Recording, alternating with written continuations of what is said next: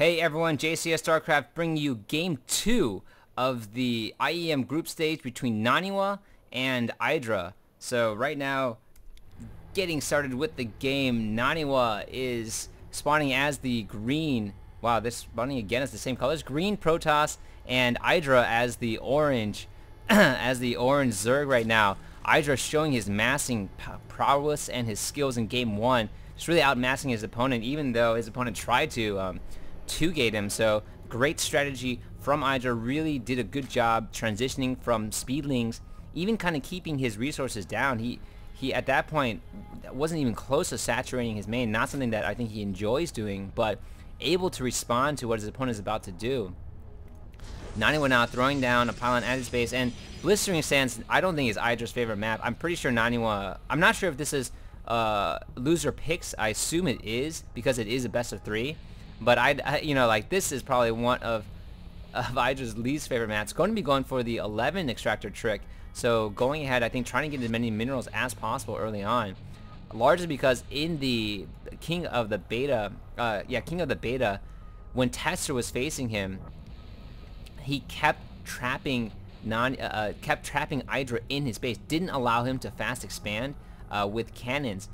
Don't know if Naniwa's going to be doing that this game. I thought he might have been doing that. So it looks like it's going to be pretty normal, throwing down the gateway in the front, going to be choking off the front right here, and running ahead and scouting with his, and it looks like this game, Idra not going to be going for that early gas, trying to get his units out as fast as, trying to get those lings out earlier without the speed, looks like without the speed upgrade. So looks like, well, not sure, maybe going to try to take his fastest span at this point.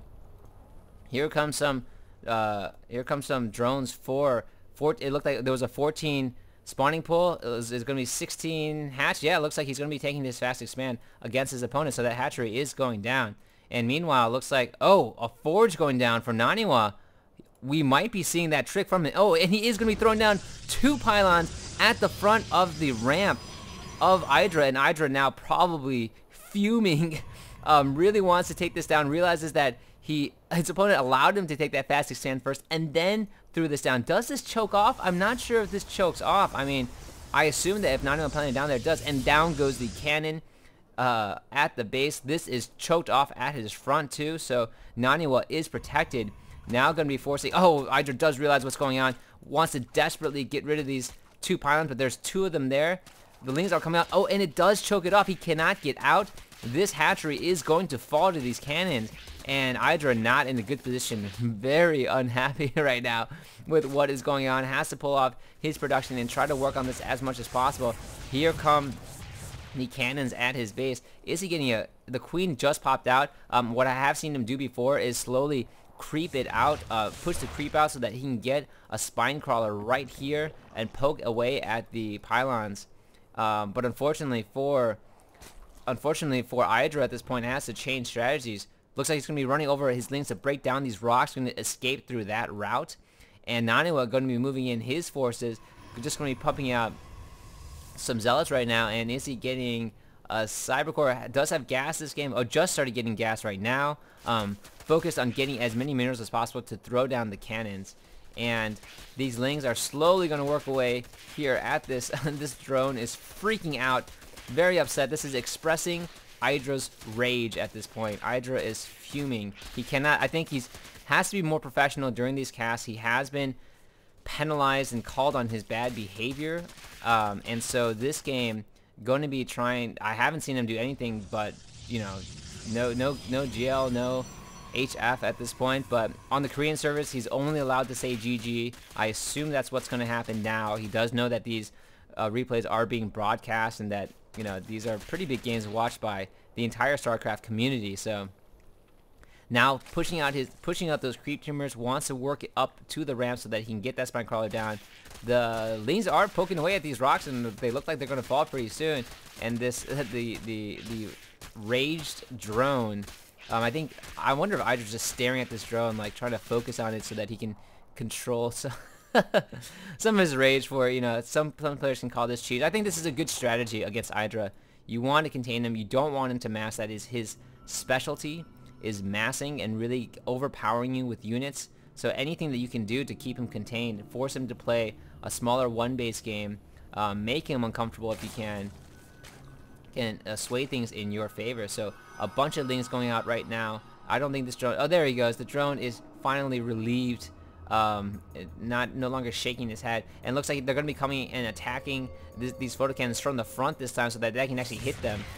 Running in and just getting surrounds on the the cannons, and looks like they're going to be going down pretty quickly. Finally that hatchery, that fast suspension is going down for Idra. Meanwhile, it looks like we have a 4-gate. Is that what's going on right here? Yep, a 4-gate from Naniwa. So Naniwa transitioning over from the cannon choke into the 4-gate. +1 going down. Very crucial for the Zealots to get +1, as right now Idra's army is mostly these speedlings, and with that +1, the Zealots only need to take 2 shots at the lings to kill them. Very, very crucial in the early to mid game against his Zerg opponent. And Warp Gate technology is finished, so it looks like a ton of units about to be getting pumped out. This cannon here, I assume either because he thought maybe his opponent was going to go one base Muta and try to pop out that way, but not really necessary at this point. Here comes the army from Naniwa. He's going to be bringing this probe in to throw down some sort of proxy pylon, I assume, and really start reinforcing. Unfortunately for Idra, he already broke his own rocks, and now he's just going to have a difficult time trying to defend. Does he have any spine crawlers in the base? No, a Hydro Stand is down, and the second hatchery finally popping up, but I think unfortunately not going to be the best timing. Idra now trying to take a shot, and not sure if he wants to run around and try to do some harass at the base, but this area pretty choked off for Naniwa at his ramp. The proxy pylon is down, more units coming in.